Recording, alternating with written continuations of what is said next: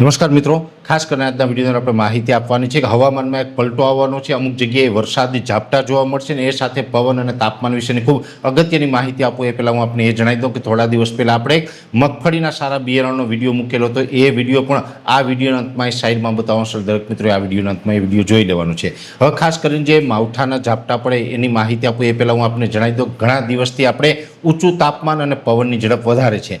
પવનની ઝડપ અત્યારે એવરેજ લગભગ 25 થી 30 કિલોમીટર પ્રતિ કલાકની ઝડપ ચાલી રહી છે. એ લગભગ આપણે 25-26 તારીખથી સતત પવનની ઝડપમાં વધારો થયો છે અને આજે 5 મેના રોજ પણ પવનની ઝડપ છે વધારે છે. પણ હવે માત્ર 2 દિવસની અંદર પવનની ઝડપ ઘટી જશે. અત્યારે જે 25 થી 30ની ઝડપનો પવન છે એ લગભગ આપણે 8 મે 2026થી પવનની ઝડપ ઘટી અને 15 થી 17 કિલોમીટરની આસપાસ આવીએ તેવી શક્યતાઓ છે. હવે 2 દિવસની અંદર પવનની ઝડપમાં ઘટાડો થશે. સાથે તાપમાન આમ જોવા જઈએ તો થોડા દિવસ પહેલાં એટલે કે જે એપ્રિલ મહિનાના છેલ્લા અઠવાડિયામાં હતું એના કરતાં 1 થી 2 ડિગ્રી તાપમાન નીચું છે. અત્યારે એવરેજ તાપમાન છે 39 થી 40 ડિગ્રીની રેન્જમાં છે અને અમુક આઇસોલેટેડ વિસ્તારની અંદર 41 ડિગ્રી સુધી તાપમાન નોંધાઈ રહ્યું છે. જો કે આ તાપમાનમાં પણ 8 તારીખથી ધીમે ધીમે વધારો થતો જશે.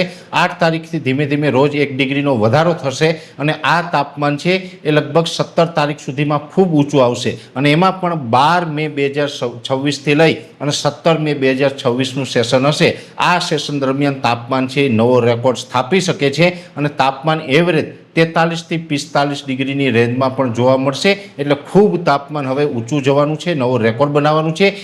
એપ્રિલ મહિનામાં જે તાપમાન હતું એના કરતાં મે મહિનાની અંદર તાપમાન ઊંચું રહેવાનું છે. એટલે પવનની ઝડપમાં ઘટાડો થવાનો છે અને સાથે તાપમાનમાં વધારો થવાનો છે. આ વચ્ચે રાજ્યના અમુક વિસ્તારમાં હવામાનમાં પણ પલટો જોવા મળશે.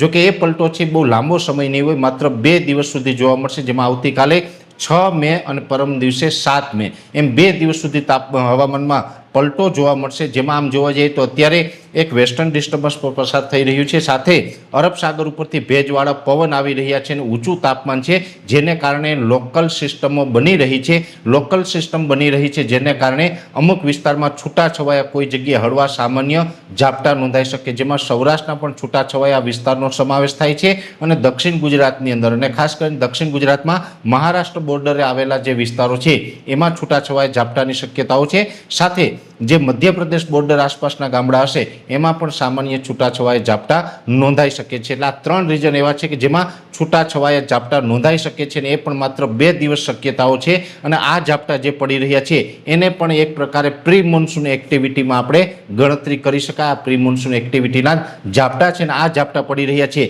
એની ચોમાસા ઉપર કોઈ નેગેટિવ અસર નહીં પડે, જેની દરેક મિત્રોએ નોંધ લેવાની છે. એટલે ખાસ કરીને પવન, તાપમાન અને જે માવઠાના ઝાપટા વિશેની અગત્યની માહિતી હતી આપવાનો પ્રયત્ન કર્યો. શરૂઆતમાં મેં આપને જણાવ્યું તો આ સાઈડમાં વિડીયો દેખાઈને ટચ કરીને જોશો એટલે મગફળીના સારા બિયારણ વિશેની સંપૂર્ણ માહિતી મળી જશે. દરેક મિત્રોએ વિડીયો લાઈક આપીને દરેક ગ્રુપમાં શેર કરવો, યુટ્યુબ ચેનલને સબસ્ક્રાઈબ કરજો અને ફેસબુક તથા ઇન્સ્ટાગ્રામ આઈડીને ફોલો કરજો.